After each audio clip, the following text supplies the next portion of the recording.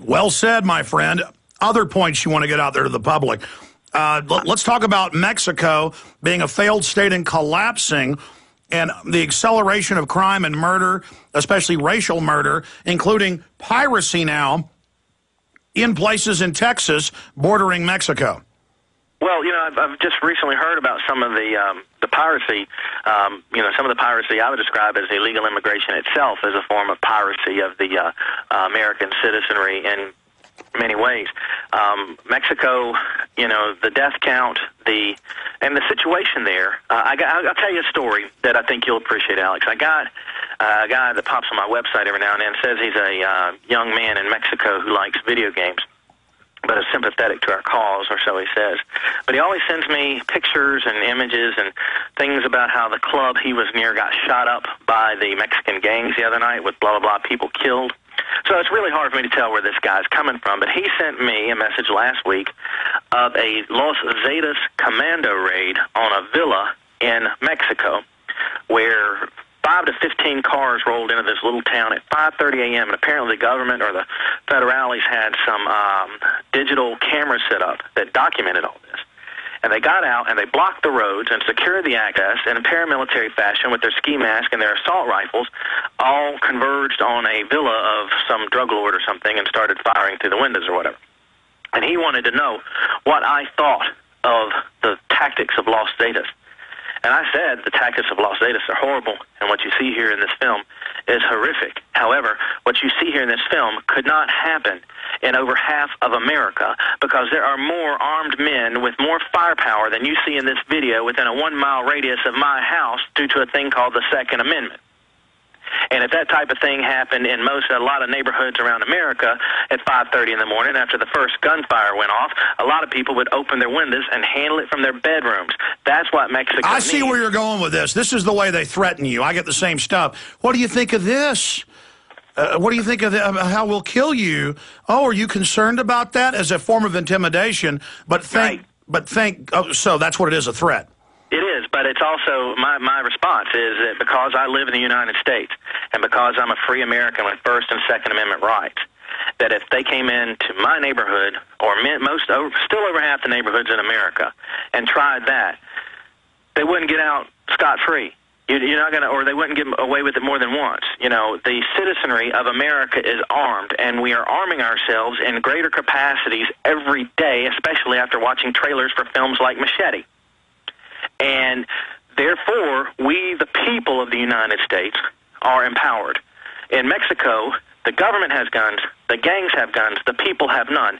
And so they are perpetual victims. And what do you think of the Mexican president? We're going to play this clip in a moment, coming out and talking about his people in America, his people and how they're being abused. This is a foreign power openly in the U.S. telling us what to do in our country. What's your take on that?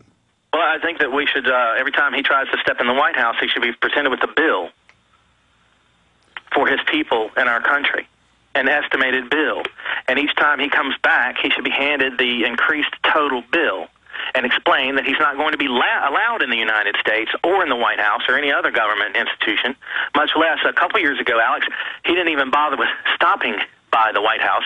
He broke with diplomatic decorum and just entered the United States and traveled around the Southwest talking to his people. So I guess we're sort of better off that he actually stuck with a diplomatic protocol this time as the head of state and went to the White House instead of just walking into our country and going around talking to his people on his own.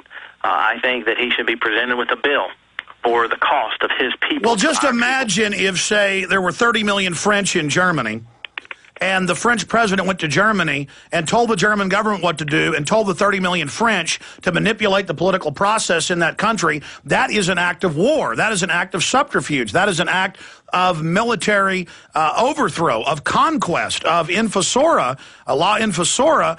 And no other country would put up with this. But because the globalists want this, it is allowed, and our media doesn't point out how outrageous this is. Let's go ahead and play a clip from the news covering this information.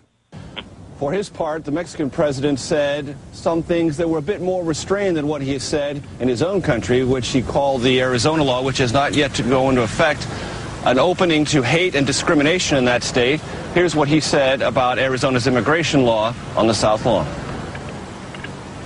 We can do so with a community that will promote a dignified life in an orderly way for both our countries, who are some of them still living here in the shadows, with such laws as the Arizona law that is placing our people to face discrimination. Face discrimination in Arizona. That's one of the reasons the Mexican government has issued a travel warning. Any Mexicans who may travel to Arizona, even though, as I said, the law has yet. And now you've got these seditious boycotts by the city of Austin, and listen, I do tell people, even though I live here, boycott Austin because they're boycotting. And you should call the Austin City Council if you live in Texas or other areas and say, we're going to boycott you until you stop boycotting Arizona. And California's doing this. We're talking about not buying power from Arizona because the elites want to bust this country open. But while I have William Geen with us for this segment, the next, maybe 5 minutes of the next hour, if he can do it, because I want to take a few calls, I'm sure Mr. Geen already knows this because he's so well researched. But what I've discovered living in Austin and in other articles around the country, city council members' brothers in the past and others, the La Reconquista leaders in my town have been busted in the past. One of them was caught beating within an inch of their life some people they'd smuggled in as a coyote who hadn't paid all their cash. Others have been caught running whores in. Others have been caught running drugs in.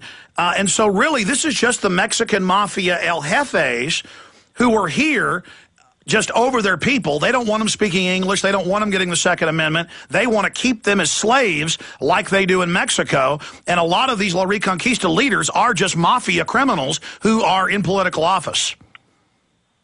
Well, I think you're absolutely right. One of the things, here we have the president of a failed state trying to tell us how to run our business. But I got to tell you, I hope he will keep issuing advisories for Mexicans and Mexico to stay out of Arizona. Matter of fact, at this point, till we get this thing settled and our people calm down and their people calm down, I'd like for Mexico, the Mexican government, to issue travel advisories against anybody coming to the United States, like we're issuing travel advisories against anybody going to Mexico. Right now, anybody that goes to Mexico for a non-emergency reason is either massively misinformed, uninformed, or an idiot. And they need to stay out. Our people need to stay out. Our dollars need to stay at home. Mexico needs to stay out of here. I like the fact they're telling people not to go to Arizona. That works just fine for me. And another thing I want to point out, Alex, is that the reason that you see so many cities boycotting Arizona is because right now the globalists responsible for this treachery in America, I'm telling everybody, all their chips are in. All their chips are in the center of the table right now. And their strong points have been these very liberal, big money city arenas where it costs a lot of money. You have to be a liberal, and you have to have a lot of money to get on the city councils to run a place like Boston and Los Angeles and New York. So these are the places where they're globalist, no boundaries, no borders, agenda is still strong, and so they're showing every resource. They're telling every single resource they've got, stand up and speak out against Arizona, because Arizona just a huge monkey wrench in the entire machinery of and Texas is moving. Texas and other states are moving to do the same thing, so the globalists are panicking. They thought they had America dead. They thought they were going to overrun the country and destroy it, but the giant is rising. We'll be right back with William Geen. Stay with us. Your call straight ahead.